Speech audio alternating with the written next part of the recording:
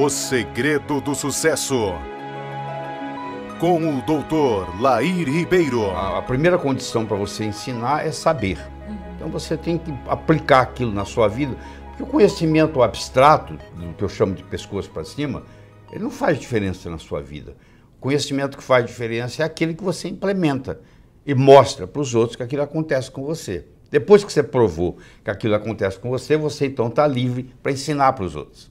Tem muita gente que não sabe fazer isso e está aí ensinando, mas você que tem que descobrir quem são eles. O sucesso. Porque sucesso significa diferentes coisas para diferentes pessoas. Tem gente que quer fama, tem gente que quer dinheiro, tem gente que quer ser um bom pai de família. Cada um quer uma coisa diferente. Então eu digo que a minha definição de trabalho é a seguinte: sucesso é conseguir o que você quer, seja lá o que for. O que é diferente de felicidade. Felicidade parece uma troca de palavras, mas é querer o que você conseguiu. Para você ser feliz, ou estar feliz, melhor dizendo, você não precisa de mais nada. Você precisa aprender a viver o aqui e agora. Mas é interessante, porque não interessa onde você estiver, é aqui. Não interessa que hora for, é agora. Então, a vida é um eterno aqui e agora. Aqui e agora. Se você está vivendo o aqui e agora, não interessa o que aconteceu antes e nem interessa o que vai acontecer depois, eu estou 100% aqui e agora, eu estou feliz nesse momento que eu estou aqui e agora. Então, felicidade é aceitar aquilo que você tem e aprender a viver o aqui e agora. Isso não lhe impede de almejar outras coisas na vida. E essas outras coisas que você vai almejar chama-se sucesso. É obter aquilo que você quer, que pode ser traduzido numa ciência. Do mesmo modo que você aprende física, química, biologia, matemática, você pode aprender a ser bem-sucedido. Infelizmente, essa cadeira, essa disciplina não existe na escola. Quer dizer, quando uma família tem um pai, uma mãe que sabe fazer isso, ensina para os filhos. Mas a maioria aprende por conta própria, quando é autodidata. Ou senão, fica a vida inteira tentando e não consegue. Merecimento. Muitos pensam assim, mas eu não mereço. Quer dizer, essa parte do merecimento é muito importante. Você tem aquilo que você acha que você merece. Então, olha a sua vida, olha a sua conta bancária, olha a sua família. Isso aí que você merece, que você acha que merece. No momento que você melhora a sua capacidade de merecimento, ou seja, você merece mais, o universo lhe entrega mais. Então isso é muito importante entender. Tem gente que batalha, morre na praia, porque no fim acha que aquilo não pertence àquela pessoa, que não merece aquilo. Então o automerecimento é muito importante. Fracasso. Fracasso é experiência de vida. Como é que você aprendeu a andar? Você levantou, caiu, levantou, caiu, levantou, caiu, até que um dia você andou. O erro pode ser altamente pedagógico, se você souber usá-lo. Porque o que é ter experiência? É você ter errado muitas vezes, até você atingir aquele nível. O Thomas Edison, que tentou 10.000 vezes para desenvolver a lâmpada incandescente, e um repórter perguntou para ele assim, mas você errou 10.000 vezes? Ele falou, não. Eu descobri 10.000 modos que não funcionam. Você entendeu? Até que eu descobri um que funcionasse. Para ele, cada um daqueles já era um a menos, que era para ser eliminado. Então, se você conseguir cair, levantar, o cair, o Nietzsche dizia, aquilo que não me mata, me fortalece. Então, você que está aí me assistindo, que passou por uma situação difícil, e se você sobrepujou isso e está aqui, isso deu para você uma experiência de vida muito grande. Então, aquilo que não lhe mata, ele fortalece. Você saiu daquela experiência, seja ela tão desagradável como foi, você saiu mais forte. Está preparado melhor para a vida. Né? Porque o que é experiência de vida? É você enfrentar a dificuldade, sobrepujá-la. Mas se você cai e fica caído, aí acabou a história. Realidade e autoestima.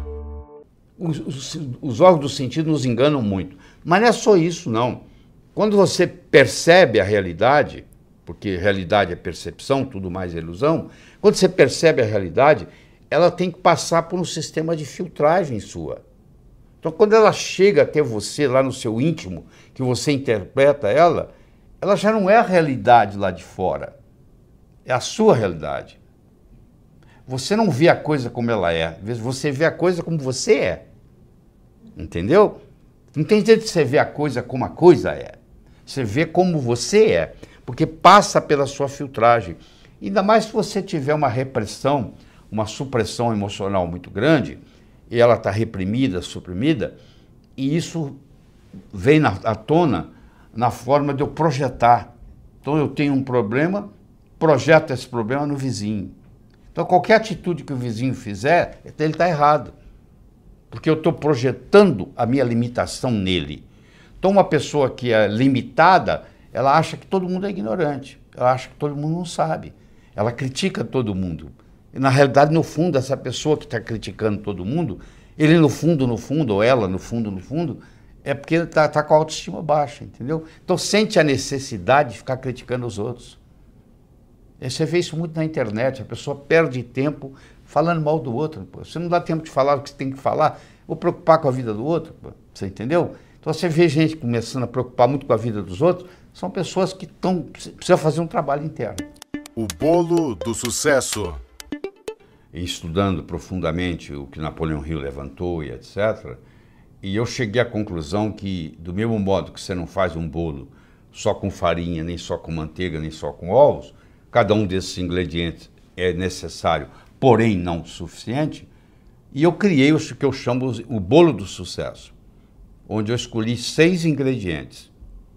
O primeiro é você ter uma boa autoestima, que funciona como um termostato, nós podemos discutir isso depois. A segunda é a sua capacidade de se comunicar, que é fundamental, principalmente no mundo de hoje, onde a comunicação é talvez o mais importante de tudo no sucesso. Terceiro é a sua capacidade de estabelecer objetivos, criar estratégia, criar táticas para colocar aqueles objetivos, implementá-los. A sua atitude determina a sua altitude na vida, a sua dedicação ao trabalho e a sua ambição saudável. Então são 6 elementos. Ó. É a boa autoestima, boa comunicação, saber estabelecer metas, ter uma atitude positiva, dedicação ao trabalho de uma forma inteligente e hoje melhor do que ontem, amanhã melhor do que hoje. O japonês chama de Kaizen, que é melhora contínua. A palavra Kaizen, no Japão, 1945, Hiroshima, Nagasaki, 40% do Japão destruído. Com essa simples filosofia de uma palavra, que é K-A-I-N-Z-E-N, Kaizen, que é melhora contínua, o Japão saiu de lá e hoje ele é o 3º per capita no mundo, entendeu? 3º país mais desenvolvido do mundo, então, ou seja, está lá no pódio. Saiu de 40% destruído, é um arquipélago com mais de 3 mil ilhas, não é um continente, muito complicado, mas, no entanto, com a filosofia Kaizen, que é melhora contínua, que eu recomendo você adotar isso, eu adotei isso na minha vida, hoje é melhor do que ontem, amanhã é melhor do que hoje, ou seja, cada vez a próxima apresentação vai ser melhor que essa, é assim que a gente faz. Então, com isso aí, e aí você junta esses 6 ingredientes com a pitadinha do que eu chamo a diferença entre o profissional e o amador. O que difere o profissional do amador? Paciência e persistência. Porque o amador, se não der certo, ele chuta o pau da barraca. O profissional sabe que o amanhecer só vem depois da noite ter passado. Que Roma não foi construída em um dia. Então tem que ser de grão em grão a galinha enche o papo. Então tem que ser aos pouquinhos para chegar lá. Então eu coloco esses 6 ingredientes com paciência e persistência e o resultado só pode ser um: obter aquilo que você quer. O próximo. Aquele indivíduo que fala assim, eu não preciso mais de dinheiro. Bom, o trabalho é para ajudar o próximo, pô. Passa a ganhar para os outros. Porque se o seu vizinho está com problema, o problema é seu também, não é do vizinho. Né? Você vai, na sociedade que nós vivemos, principalmente aqui no Brasil, você tem que fazer a sua parte e a parte dos outros, infelizmente. Você tem que contribuir de uma forma ou de outra, não é só com ideias, mas às vezes mesmo financeiramente. Escolhe instituições de caridade que você acha que vale a pena e faça suas doações, ajudando. Quer dizer, se você já tem dinheiro suficiente, vai canalizar para isso. Imaginação e conhecimento. Numa briga entre imaginação e conhecimento, a imaginação sempre ganha. Então, o que é imaginar? É visualizar. Então, é o chamado crer para ver. São Tomé dizia, eu preciso ver para crer. Eu acho que São Tomé estava enganado, desculpe. Porque, na realidade, você tem que crer para ver. Se o John Kennedy não acreditasse que, numa década, ele poderia colocar o homem na Lua, o homem não teria pisado na Lua. Se você for esperar alguém pisar na Lua, para você acreditar que é possível pisar na Lua, não vai ser você que vai chegar lá. Então, se você está esperando acontecer, é outra pessoa que vai realizar. Então, você tem que passar a crer para ver. Você inverte o processo de São Tomé. São Tomé é ver para quê? Você é crer para ver. Então, quando eu me mudei para os Estados Unidos, a minha crença era de que em pelo menos 2 anos eu ia começar a dar aula para americanos de cardiologia. 8 meses que eu estava lá, eu fiz a minha primeira apresentação em Washington, D.C., no Distrito de Colômbia, para mais de 400 cardiologistas. Entendeu? E eu acreditava naquilo, eu estava trabalhando para aquilo. E não levaram 2 anos. Em 8 meses eu estava fazendo isso. Agora, se eu falasse assim, eu não acredito que isso vai acontecer, isso nunca teria acontecido. Você entendeu? Então, essa história de crer para ver parece um jogo de palavras, mas não é não. Você que está investindo, o que você está segurando? Você fala, não acredito, isso é impossível. Impossível alguma coisa que ninguém faz, até que alguém faça. Entendeu? Se fosse assim, todos os recordes foram batidos. A princípio seriam impossíveis, né? E aí vem alguém e bate o recorde, né? E aí vem outro e bate aquele recorde, porque acredita que vai acontecer. Então, se você levar esse pensamento para você, eu vou partir do princípio de crer para ver. Eu vou ter o futuro não como uma expectativa, mas como uma possibilidade. O que quer dizer isso?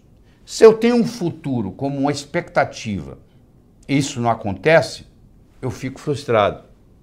Se eu tenho o futuro como uma possibilidade e isso não acontece, foi apenas uma possibilidade, que não deu certo. Vamos ver da próxima. Isso é muito importante, como que você vai estabelecer suas metas. Você vai estabelecer suas metas, eu não estou garantindo que você vai atingir os objetivos 100%. Mas eu vou lhe dizer, se você não atingir, a sua atitude tem que ser como uma possibilidade e não como uma expectativa. Porque se eu coloco como uma expectativa e não acontece, eu fico frustrado. Se você está querendo parar de fumar, voltou, levanta, para de fumar de novo. Entendeu? Se você não deu certo. Não deu certo. O Thomas Edison fez 10 mil vezes para descobrir a lâmpada incandescente, pô. Ele testou 10 mil vezes material diferente, até que ele descobriu um. Né? Então, levanta. Você vai fazer o vestibular, você tem que imaginar que você está lá fazendo a prova e indo bem. Porque senão, se você não fizer isso, você chega lá no dia e se amarela. Quantas pessoas não passam no vestibular porque deu nervoso na hora? O emocional é muito importante. Você quer ver? Eu vou provar para você isso aqui. Olha, eu vou pegar uma tábua de 40 centímetros de largura, de 12 metros de comprimento. Vou colocar ela num galpão, no chão, e vou pedir você que está aí nos assistindo para caminhar na tábua de uma extremidade para outra. Grandes coisas. A tábua está lá no chão, ela tem 40 centímetros, cabe bem o seu pé, 40 centímetros de largura, você anda na tábua para lá, para cá, para lá, para cá. Eu vou pegar essa tábua, vou colocar entre 2 postes de 15 metros de altura e vou pedir você para ir de um lado para o outro. É a mesma tábua, tem a mesma largura, 40 centímetros, tem o mesmo comprimento, 12 metros. O que aconteceu agora? Você não andou nela lá no chão? Então, capacidade física para andar na tábua você tem, porque você andou lá no chão. Mas na hora que ela sobe, o que acontece? Entra um componente emocional. Eu vou escorregar, eu vou cair, eu vou machucar. Entra uma conversa dentro da sua cabeça, que nós chamamos de self-talk, e essa conversa, infelizmente, é uma conversa negativa. Ao invés de ser uma conversa assim, é igual estar no chão, pode ir que você vai se dar bem, não sei o quê. Só que não é assim. Ela vem, você vai escorregar, você vai cair. Aí você começa a tremer. Conclusão, de cada 10 pessoas, 9 não andam. Você entendeu? estou te mostrando que não tem nada a ver com a parte física. Estou mostrando que tem a ver com o psicológico. Quando eu começo a trabalhar com a imaginação, com a visualização, eu vou me preparando para andar na tábua quando ela está lá em cima. Porque uma coisa é você fazer prova no cursinho, outra coisa é você ir para o Enem. O Enem, a tábua está lá em cima aquele dia. Então, você pode saber no cursinho, você faz a prova, tira 10. Você vai no Enem, você é reprovado, porque lá a tábua subiu. Tem a parte emocional. Mas isso não aplica só lá. Isso aplica em qualquer coisa na vida. Então, você saber controlar esse emocional faz toda a diferença. Amor próprio. Se você não tem dinheiro, como é que você vai doar dinheiro para alguém? Se você não tem comunicação, como é que você vai se comunicar com o outro? Você só pode dar aquilo que você tem. Agora eu lhe pergunto, se você não tem amor próprio, como é que você pode gostar dos outros? Se você não gosta nem de você. Não é estranho isso? Muito estranho. Então, o número 1 é você. Ó. Primeiro você cuida de você. Você viu no avião? Lá vem a aeromoça lá e fala assim, ó, se por um acaso cair a concentração de oxigênio na cabine, vai cair uma máscara. Se você está com a criança, você faz o seguinte, você primeiro põe em você, para depois cuidar da criança. Ou seja, let me be a better me for me, and I'll be a better me for you. Deixa eu ser uma pessoa melhor para mim, eu serei uma pessoa melhor para você. Você entendeu? Então, eu só posso dar para você amor se eu tiver amor próprio. Então, eu tenho que aprender a gostar de mim mesmo. Porque é interessante, se eu gosto de mim mesmo, eu nunca vou me sentir sozinho. Eu tenho eu como companhia. Se eu gosto de mim, eu vou querer ficar comigo. Eu não tenho essa história. Aí a pessoa, mas como é que você não tem solidão? A solidão é você, aquele que não fez amizade com si mesmo. Tem gente que quer fugir, mora sozinho e quer fugir de casa. A palavra não. Você, para ser médico, você tem que fazer medicina. Você, para ser engenheiro, você tem que fazer engenharia. Você, para ser advogado, você tem que fazer direito, passar na OAB, etc. e tal. Você, para ser pai ou mãe, você só precisa copular. É só ter relação sexual que as crianças nascem. Então, o seu pai não fez curso para ser pai, a sua mãe não fez curso para ser mãe. Então, o seu pai e a sua mãe, na melhor das intenções, cometeram muitos erros com você. Como os pais cometeram com eles. Como você comete com seus filhos. Como seus filhos vão cometer com seus netos. Um grande erro que eu gostaria de discutir com você aqui agora, você que é pai, que é mãe, vai ajudar muito, é o seguinte. Olha que interessante. Qualquer palavra que eu falar aqui, ela tem uma representação visual na sua mente. Você quer ver? Olha, vamos lá. Vaca. Olha, veio uma vaca na sua mente, não veio? Tá bom. Vamos lá. Porta. Olha aí. Veio uma porta na sua mente, não veio? Caneta. Veio uma caneta na sua mente. Agora, olha que interessante. Olha o que vai acontecer na sua mente agora. Olha. Não. Veio um vazio, não veio? Não existe uma representação visual para a palavra não na sua mente. Se eu falar assim com você, ó, não pense azul, o que você está pensando? Não pense numa maçã, nem com casca, nem sem casca, nem verde, nem madura. Você está pensando em quê? Olha que interessante. Quando eu falo a palavra não, o que vem depois do não é que interessa. Não perturbe a sua irmãzinha. Oh, eu já falei com esse menino 1000 vezes e continua perturbando. Você está mandando ele perturbar. Mas como é que eu vou educar meu filho? Você vai falar para o seu filho o que você gostaria que ele fizesse. O que você quer que esse menino faça? Eu quero que ele trate bem a irmã. Só você fala com ele assim, meu filho, trate bem a sua irmãzinha. Você tem que falar o que você quer e não o que você não quer. Você olha isso, eu gosto muito de MMA, eu vejo o treinador que é bom, o treinador que é ruim. O treinador que não sabe isso, ele fala assim, ó, não deixa a sua cara na reta. Não deixa, o que você vai deixar? A cara na reta. Você entendeu? Então, eles fizeram um estudo, mostraram que uma criança de 8 anos recebeu, durante a vida, até então, mais ou menos 100 mil não. Não faça isso, não faça aquilo, não faça aquilo. E isso tudo está comprometendo, porque como o não tem uma representação visual na mente, acontece o que vem depois do não. Então você que é pai e mãe, deixa eu lhe dar uma dica. Toda vez que você tiver para falar não, você pensa 2 vezes. Você fala assim, mas o que eu quero? Não assista a televisão antes do jantar. O que você quer que ele faça? Brinque lá fora. Brinque lá fora antes do jantar. Então é assim que você educa. Você não consegue educar uma criança com não. Quando ele chega na fase da adolescência, pior ainda. Aí que o não vale nada mesmo. Você entendeu? Quer dizer, mas isso aí você vai culpar quem? Seu pai ou sua mãe? Mas eles também não, eles não sabiam o que eles não sabiam. Igual você não sabe o que você não sabe. Diálogo interno. À medida que eu vou falando, tem uma voz aí dentro da sua cabeça, fazendo comentário, eu concordo com isso, eu discordo daquilo. Desde o momento que eu comecei a falar, você começou a ter um diálogo com você mesmo.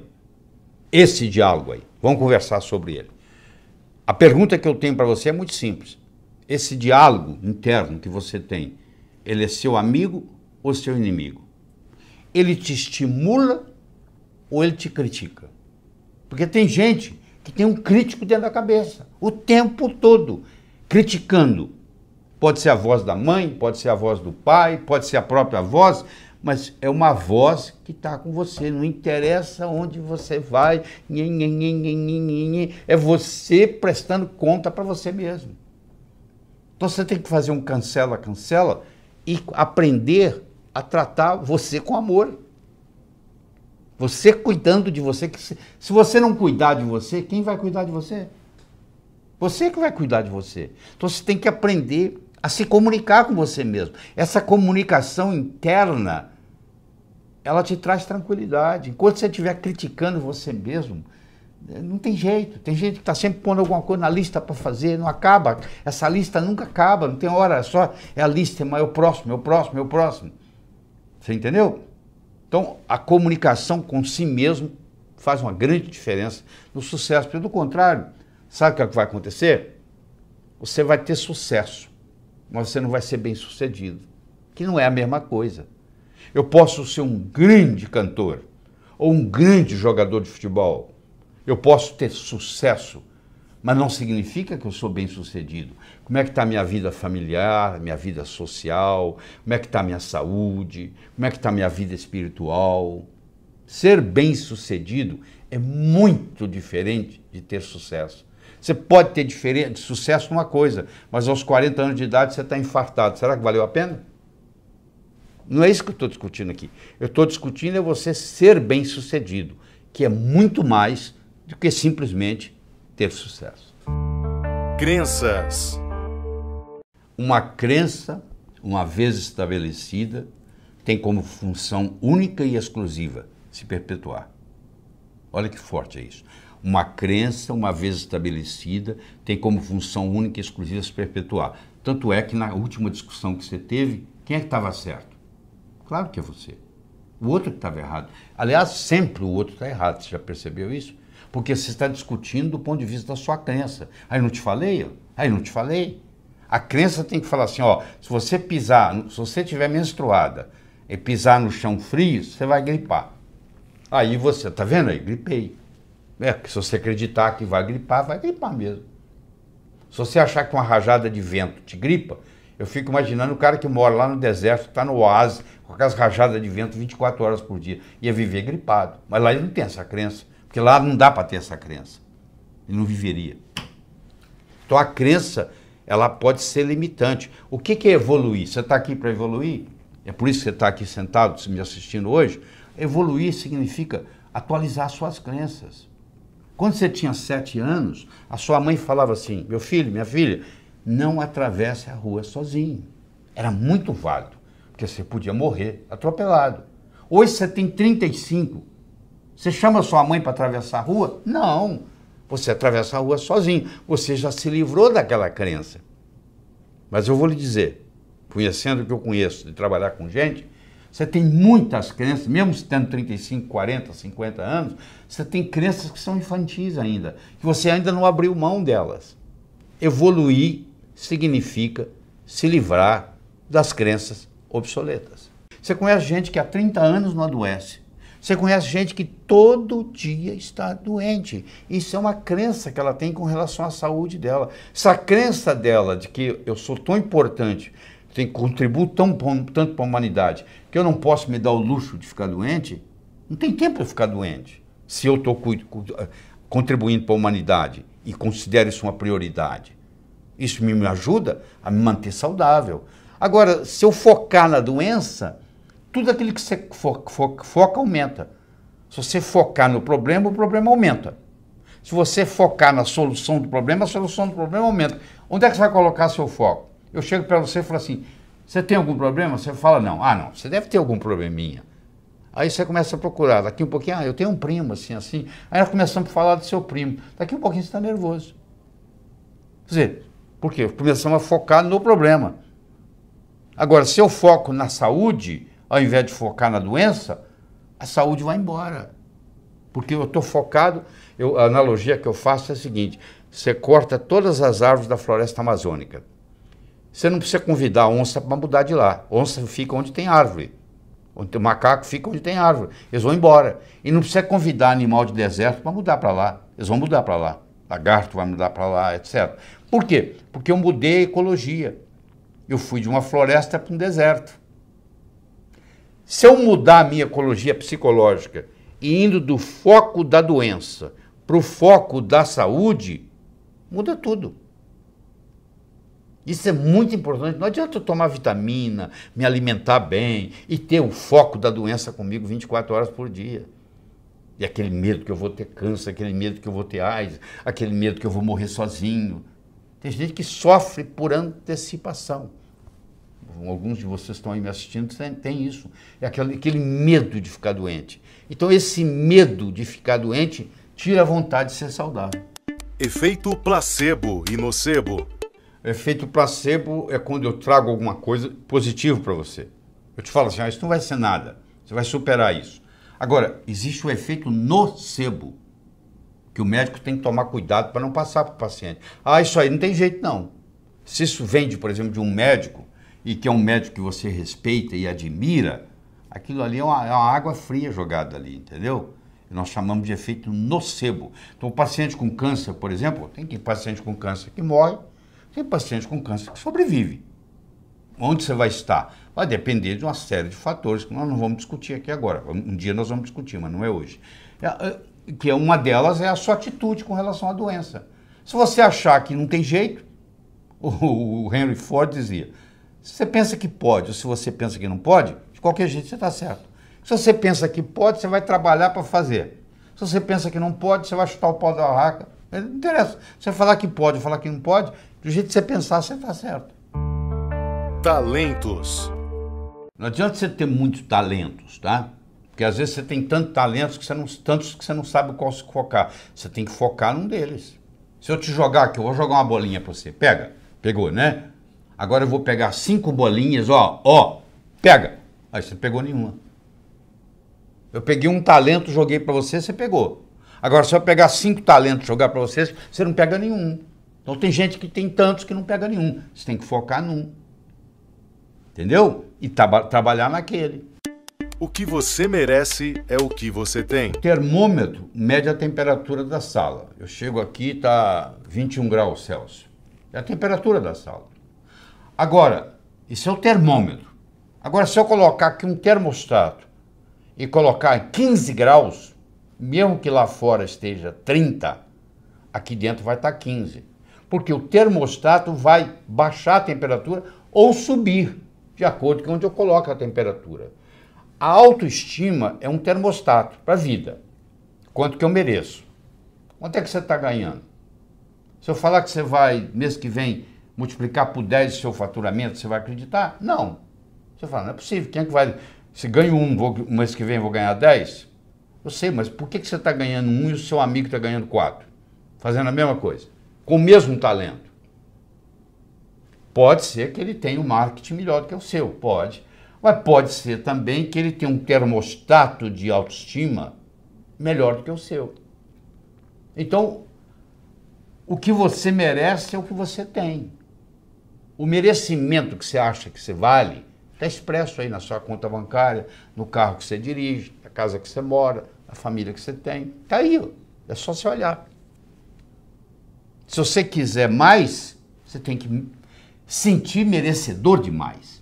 E para sentir merecedor demais, escuta, você tem que subir a sua autoestima. Eu tenho uma boa notícia para você, ótima. Ela não é feita de cimento, ela não é feita de aço. A autoestima, ela é feita de linguagem. Do mesmo modo que ela foi construída linguisticamente, ela pode ser reconstruída linguisticamente. Oh, que beleza, que alívio, hein? Quer dizer, qualquer pessoa, em qualquer momento, não interessa a idade, não interessa a situação, pode melhorar. É uma questão, só que isso aí não tem jeito de você delegar. Eu vou pagar alguém para fazer isso para mim. Isso não existe. Você vai ter que evoluir. O sucesso está aí dentro, ele tem que sair. Daí você tem que fazer isso ser externado. Razão e emoção. A sua vida ela é um equilíbrio entre a razão e a emoção. Se você é só razão, você é um robô. Se você é só emoção, é um caos total. Certo? Então, um passarinho para voar não precisa de duas asas? Você nunca viu um passarinho voando com asa só.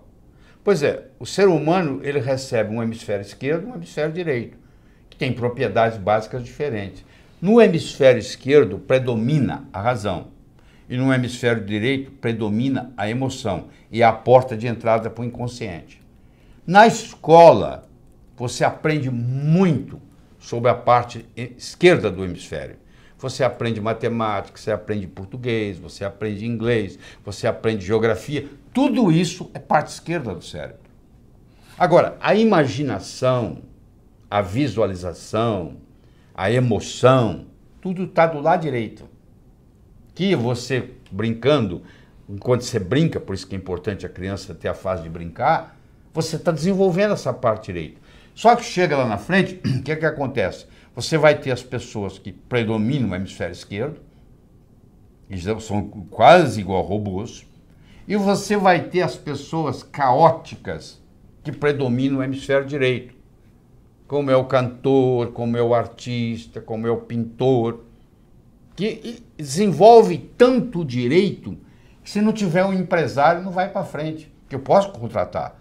Eu posso ter um hemisfério direito desenvolvido, ter uma criatividade muito grande, mas eu sou desorganizado, eu sou caótico. O que eu faço? Eu contrato um secretário, uma secretária, que vai administrar essa parte para mim. Contrato um empresário que vai cuidar dos meus shows.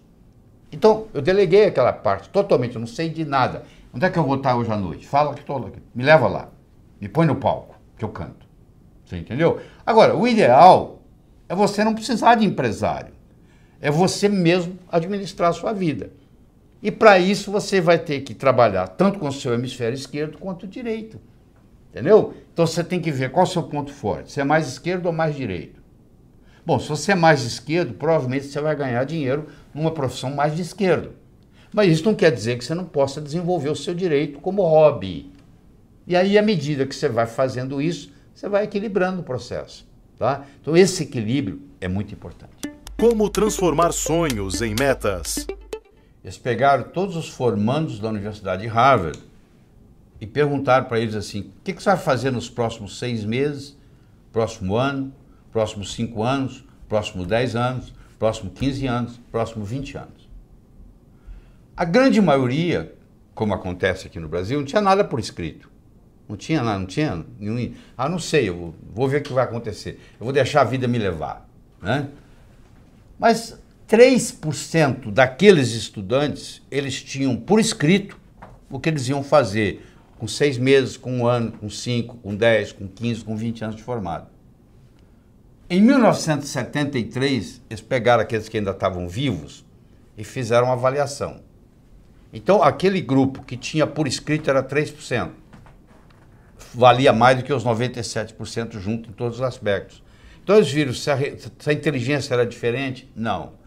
O background familiar era diferente? Não. Tudo era igual. As notas que tiravam na escola, a única diferença que fazia diferença é que eles tinham por escrito. Então os nossos, por isso que a empresa multinacional, ela pega os objetivos do ano que vem e coloca até setembro por escrito.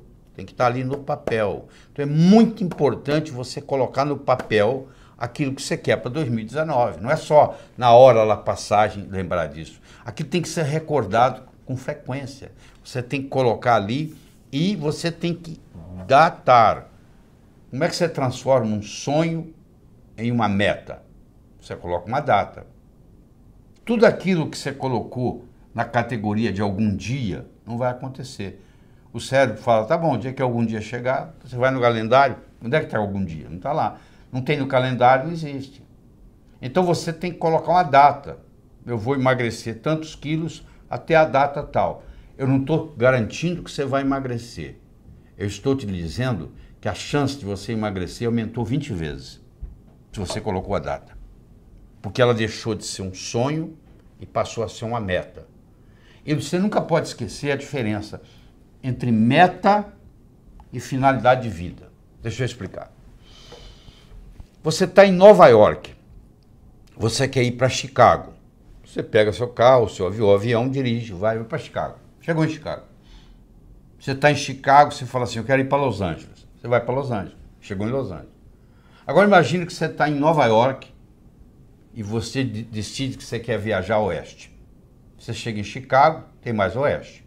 Você chega em Los Angeles, tem mais oeste. Você chega no Havaí, tem mais oeste. Você chega em Sydney, na Austrália, tem mais oeste. A Terra é redonda. Você vai rodar, vai chegar no mesmo lugar. E vai continuar. Você nunca vai chegar ao oeste. Você concorda comigo? Sempre tem mais oeste. Quando uma coisa que você não consegue chegar, não chama meta. Chama finalidade. Então, você descobrir a sua finalidade, ela só vai terminar no dia da sua morte. A sua finalidade de vida é viajar ao oeste. Isso não acaba. A minha finalidade de vida é transformar as pessoas de uma forma alegre e poderosa, com amor e sabedoria. Isso não tem chegada. É o dia que eu morrer que vai acabar isso. Entendeu? Então eu tenho que ter metas a curto, a médio, a longo prazo. Tem que ter os 3 tipos de metas. Eu tenho que ter elas por escrito. E eu tenho que descobrir qual é a finalidade de vida que está por trás dessas metas. Porque a finalidade de vida, ela te valoriza a sua meta. Vou dar um exemplo. Você imagina uma bolinha que eu jogo para você, você joga para mim, eu jogo para você, você joga para mim, eu jogo para você, você joga para mim. Começou a ficar cansativo, né? Mas se eu chamasse de tênis, mudou, né? Milhões de dólares por trás. Enquanto era uma bolinha para lá e para cá, você não estava dando valor. Na hora que eu falei tênis, mudou. É assim, uma meta que talvez não tenha importância, mas se ela está encaixada dentro da minha finalidade de vida, ela valoriza. E eu vou estar disposto a ter mais esforço para que ela aconteça. O segredo não é você reinventar a roda, é fazê-la girar mais depressa. Porque alguém já veio antes, já deu uma de bandeirante, já abriu a picada na mata, já abriu o caminho, entendeu? O caminho está pronto, é só andar, seguir. O sábio. Era uma vez, numa pequena ilha da Grécia, havia um sábio, famosíssimo. Famoso porque, até aquele dia, todas as perguntas feitas a ele, ele soube responder. E a fama dele transcendeu a Grécia. Vinha gente de longe. Mas um dia, um adolescente, conversando com um amigo dele adolescente, disse, eu acho que eu sei como é que eu vou enganar esse sábio. Eu vou pegar um pequeno passarinho, vou esconder nas minhas mãos, vou levar para ele e vou perguntar se está vivo ou morto. Se ele falar vivo, eu vou espremer e deixar cair morto nos pés dele. Se ele falar morto, eu vou abrir a mão, vou deixar o passarinho voar. Não interessa o que ele responder, dessa vez ele vai errar. Mas você imagina, o adolescente pegou o pequeno passarinho, colocou nas mãos, foi até o sábio, olhou para o sábio no olho e disse assim, sábio, diga-me, o passarinho nas minhas mãos está vivo ou morto? O sábio olhou para ele e disse, meu jovem, a resposta está nas suas mãos. Você que está aí, está nos assistindo há mais de 1 hora. Eu quero que você saiba que o seu sucesso, tanto pessoal quanto profissional, esteve, está e sempre estará nas suas mãos.